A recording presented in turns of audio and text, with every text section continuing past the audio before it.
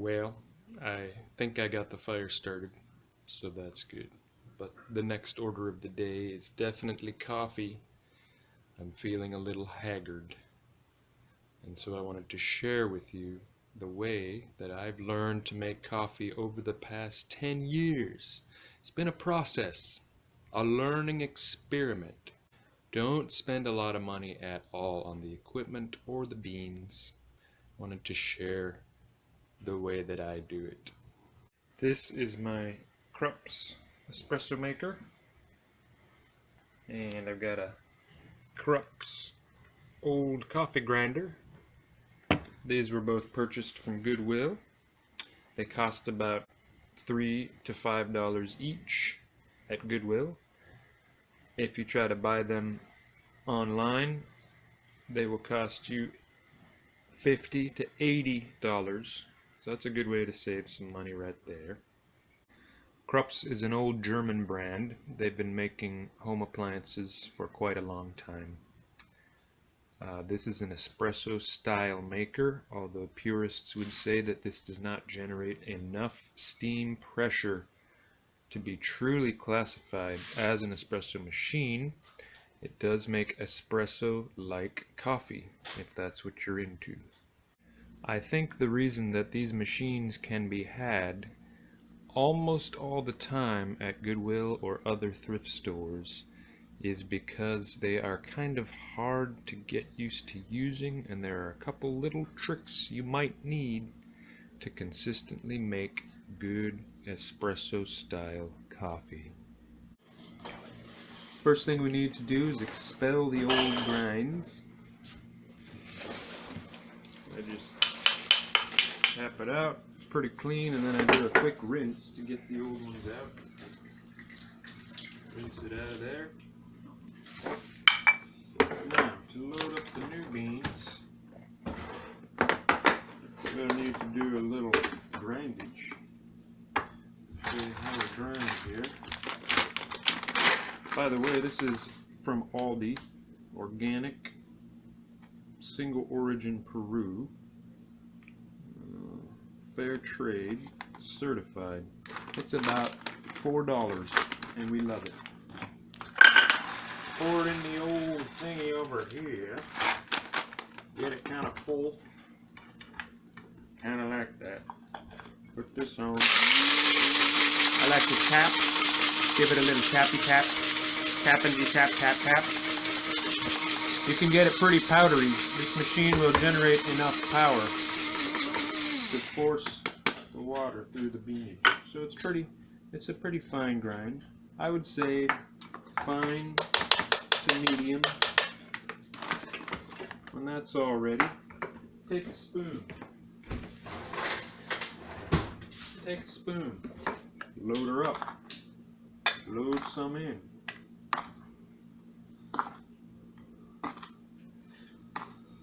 One good thing about this methodology is it really does not use a lot of coffee beans. You'll be surprised how long your beans last. What I mean is last. So give it a little tappy. You don't have to be too afraid of over tamping. Should look like that. Give it a little thingy there. Put it on here. There's a little indicator how tight you should do it. Now once the beans are on there, you turn the power on. Take the top off. Get some fresh, clean water. I like to use these Pyrex things because they don't break and they're great again. So we fill that up. This is already heating, you see. We pour the water in. Don't overfill, but get it pretty full. Pretty full's fine.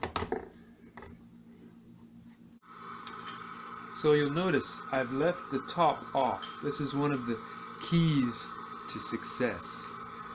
We're going to leave it off until right before the water boils. When the water starts boiling, we screw the top on, and that lets us make as much steam pressure as we can.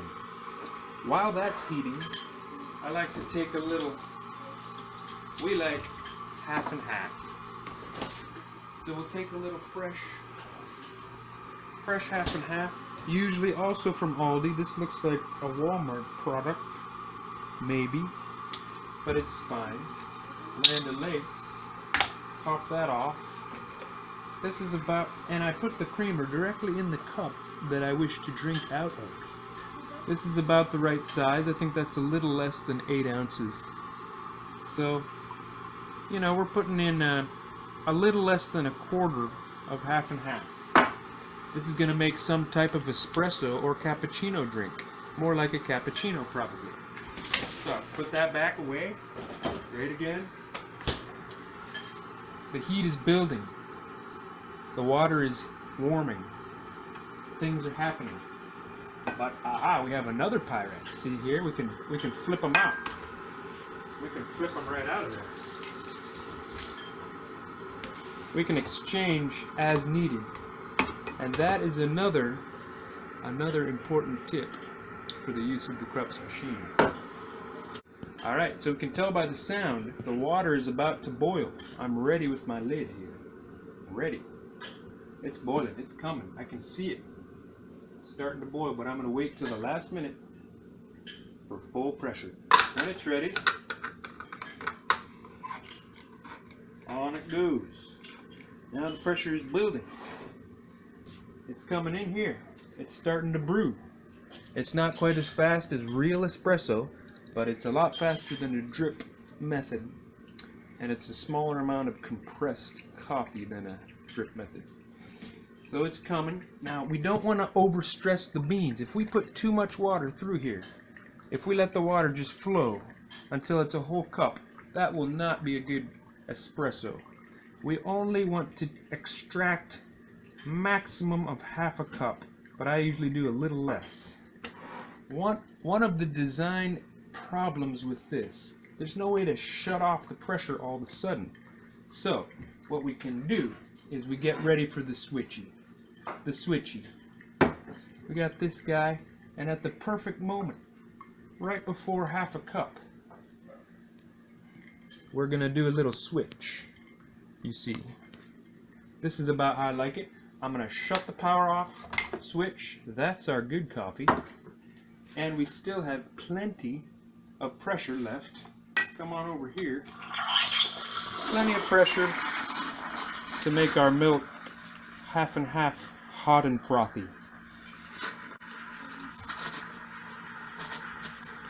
You tell by the sound, you know, when you don't want the wand too deep or too shallow. There's a happy medium where you can hear those bubbles happening in there. And then right before the half and half starts to actually boil, we can shut off the pressure. You'll notice more pressure is still dribbling out of here. This coffee is not very good. It's not very flavorful. We've got the good stuff here. So then we just pour that right in, and we are ready. Now we're ready to enjoy. Now we're back at the wood stove. It's keeping my fresh cappuccino nice and warm. And we'll see how the fire's doing. It's definitely hot in there, but needs a little attention. Get some little sticks. Put the heat together and get this thing roaring again. It's pretty good. It's pretty good. But I forgot the sugar. For many of you that would be fine. No sugar required. But for me, I do like to put some sugar in it most of the time. So that's too bad.